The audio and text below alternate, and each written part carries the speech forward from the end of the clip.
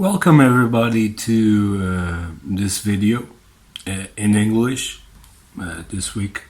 My name is Pedro Ribeiro. I'm a psychologist from Portugal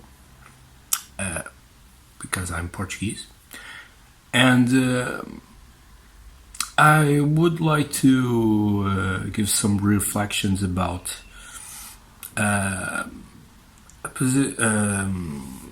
some ideas that I was thinking about in terms of the CBT model, and some things that might be overlooked or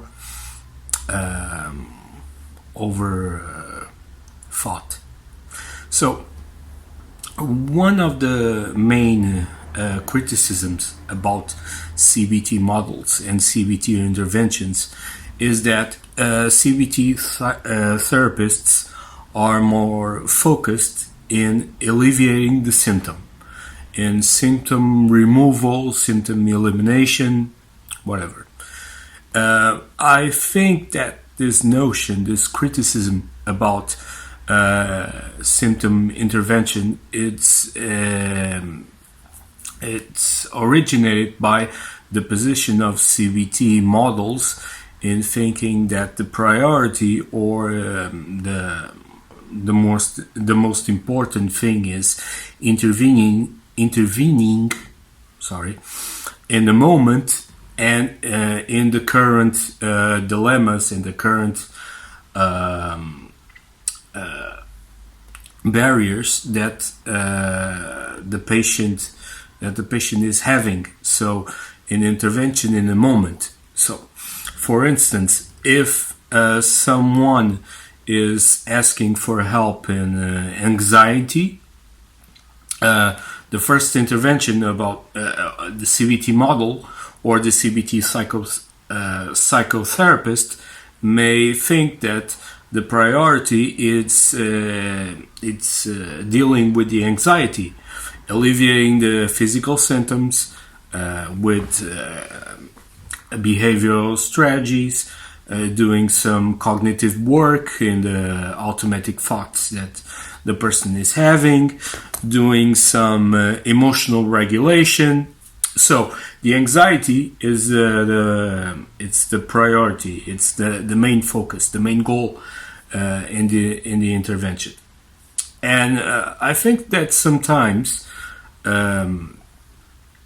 CBT therapists might be over focusing in this aspect by dealing the model like it's in textbook described. It's intervention in the symptoms and intervention in the moment, and sometimes we forget about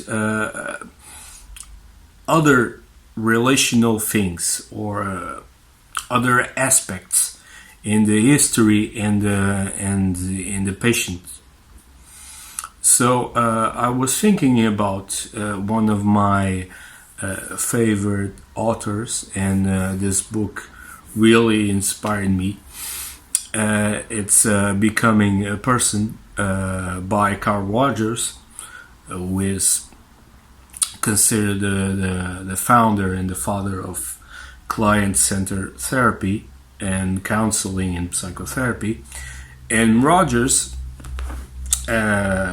wrote about what he described as the core conditions for counseling and psychotherapy. So in Rogers, the core conditions are empathy, congruence, and unconditional positive regard for the client, for the person.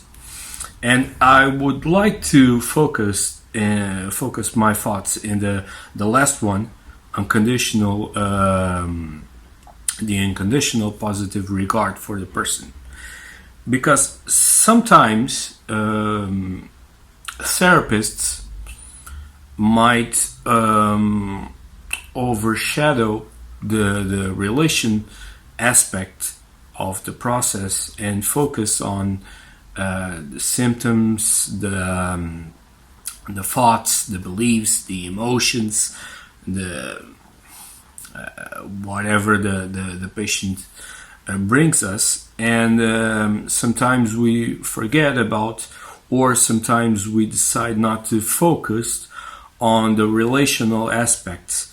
And we know, research shows us that one of the main contributing factors for psychotherapy change is the therapeutic relationship. And this relationship is built along the time, and it's built upon empathy, validation, and the unconditional positive regard that the person is not the symptom. The person is a lot of things. It's a human being. It's is someone with a life story. It's someone with emotions. Is someone with feelings. So the symptoms are not the person. The person is more than the symptoms. So the symptoms might be some way or a form of crying for help. The symptoms are not the problem. Are married many times they are the demonstration of the problem. So if someone has anxiety, what's behind the anxiety? What is the reason for it? So when we look upon the relationship and we regard the person, the patient, as a human being with resources, with tools, with strategies that they can that they already have, and some that we may teach them to better resolve, better to balance their life. So the thing that I would like to stress about is not the person is not the symptom. The symptom is merely one aspect of the situation. If we rely upon the relationship and if we accept the person with all his resources, with all his life story, with all of his needs, we can do a better work that we could do if we centered upon only the symptom removal. And I'm not saying that symptom removal is not important. Of course it is. And the therapist might decide to best intervene first in the symptom and then all of the aspects, all the relationship aspects. We have to decide that that way of intervening, mainly in goal setting, what the patient is comfortable doing, what is his goals, what is his objectives, what is the pertinence. So if someone is in crisis mode, probably is best to give him some tools to better regulate himself. But if someone only wants to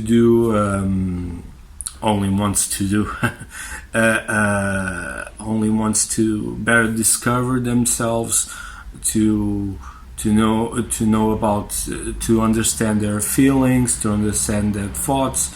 So I think if we accept the person, if we accept what his life is, and if we work in and towards the relationship, it will be better that only in symptom removal. So sometimes CBT therapists are right in symptom intervention. Sometimes I think that CBT therapists are too eager to establish the symptom as a priority, and all aspects of the relationship might be, I wouldn't say lost, but it would be more difficult to have a good relationship and a strong and empathic relationship, because we want a change that is permanent, that it's transformational change. We don't want a kind of momentary change.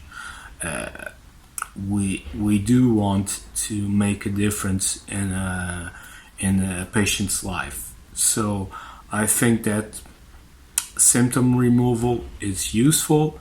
Symptom removal, it's criticism to CBT. Sometimes it's well justified, sometimes is exaggerated. I think that what makes a difference is the position of the therapist and the understanding that the symptom is only one part of the problem. The person is much more that the symptoms. So there's it's my thoughts about symptom removal and positive, unconditional positive regard for the patient, for the person. So I hope that that you may think about all these things. These are merely my thoughts. I don't know if I'm right, if I'm wrong. So please, if I'm wrong, correct me. Especially all the good researchers and therapists that could watch this video, because it's in English. So I would like to thank you for watching, and I hope you have a nice weekend and a good week. So I see you next time.